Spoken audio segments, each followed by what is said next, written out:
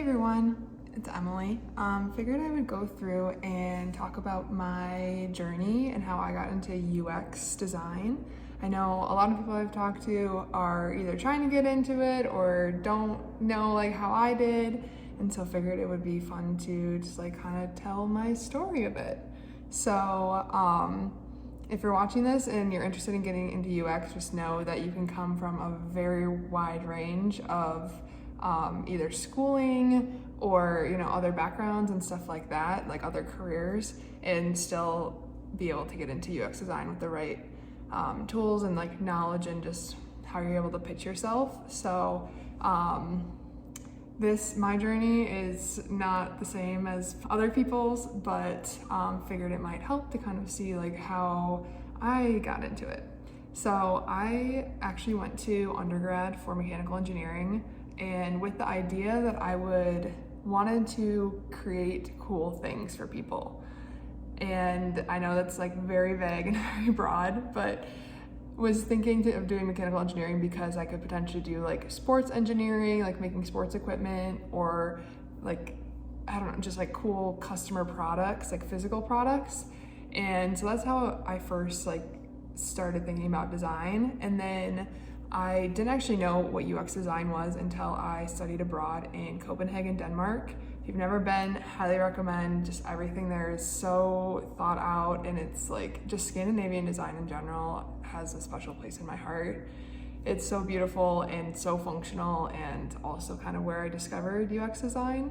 So so basically I studied abroad there, and then that was kind of where I found out that UX design or user experience design and product design was like an actual thing that people could do for a living. And so I was taking a cognitive science class there and a product design class that was it taught you a little bit about like user journeys and different considerations about what customers go through when like buying a certain product. And so that kind of was like my first look into UX research as well. So that was kind of what like really turned me onto it. And then while I was abroad, I saw so many different like cities, and like the transit systems too was something that I became super interested in while abroad, because in all the different cities, like I never had to rent a car. There was always some sort of public transit, and the systems that were designed for public transit I find super fascinating in just like any city, but particularly the one in Copenhagen was so well thought out. Like you had a card and you had these like bubble type of things that you like press the card to like start your trip, and then you would have to like have check-in points if you were to get onto like a different bus or a different train or stuff like that. And then at the end of your journey you like tap it, and then that will like end it as well. So I don't know, I just found that really fascinating, and I know now that that is used in like a lot of different transit systems, so that's the first time I had seen it, and like just that whole experience of it was like, oh okay, like someone really thought about this and implemented it, and like how did they even go about doing this?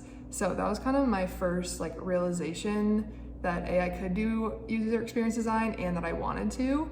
And so then I still had like a year and a half left of undergrad, and that's when I decided that I really wanted to try to like get into more product design classes and cognitive science kind of stuff, because that kind of leans more towards user experience and not quite as into like the mechanical design of things. So a lot of mechanical engineering design is like plumbing systems or HVAC or like heating and ventilation systems, and it's a lot harder to get into like customer facing products. So that's kind of what I was going for during the last like chunk of my undergrad, knowing that I knew I kind of wanted to go to grad school already, and then also like started just looking at different programs that would help me basically do more product design related stuff.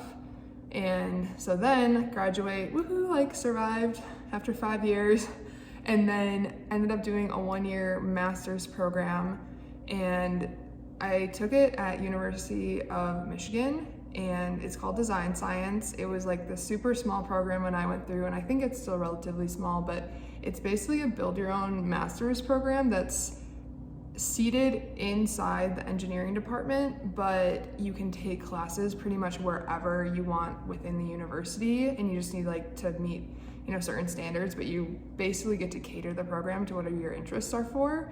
And so mine, coming from engineering, like, okay, I knew how to solve problems, but I still needed the tools to like, okay, how do I do that for people now, with like the people being the focus of it rather than like manufacturing or materials or like that kind of stuff.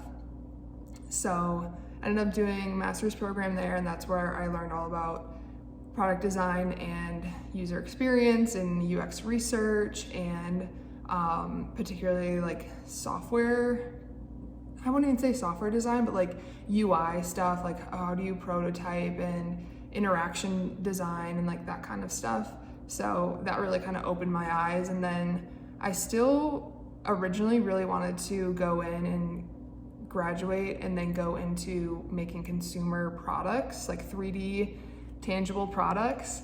But I graduated in 2020 and into the pandemic. So there were not very many jobs, and the jobs that were there, they're almost all software based. And so that's when I ended up like just kind of transitioning into my current role. And what I really like about it is that it's still very technical. There's a lot of like stuff and knowledge that you need to know to be able to design certain systems or features and like that kind of stuff. So that's how I kind of ended up getting into it. But even beforehand, like I did code like my own website for one of my grad school projects, just like while I was looking for jobs, to try to continue to build my my skill levels and like that kind of stuff. So built my own website, prototyped and created these cards that were basically part of my grad school like final project. And then was volunteering for a bit for I wouldn't even say organization, I guess is probably the right word, of it was called Fight Pandemics, and it was meant to help connect people that did have certain resources to those that needed them. And I worked with people all across the world. It was a really cool organization, and kind of just did that in my downtime to continue to help like working with a design system and learning how to work remote with people, and like that kind of stuff was super helpful. So while I don't condone working for free or doing any of that, like this was very much a part-time, like a few hours a week volunteer thing that I did to like continue to build my skills. And like everyone was volunteer for the project, which was really cool. But yeah, that's kind of how I ended up getting into UX design. I know several other people that have been like architects that are now moving into design, visual designers that were like, they were graphic designers and then started working on websites, and then through that like got into UX design.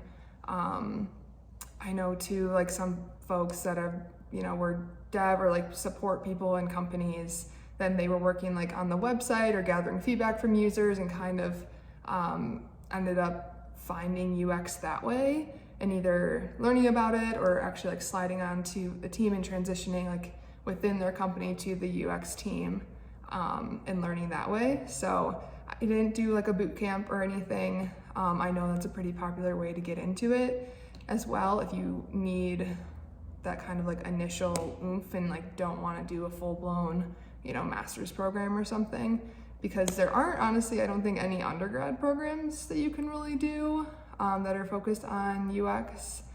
I know maybe there are some now that are like coming up since it's becoming way more of a popular field, but I think for the time being, just like, using the resources you have, understanding, kind of identifying transferable skills if you're trying to get into UX is always super beneficial.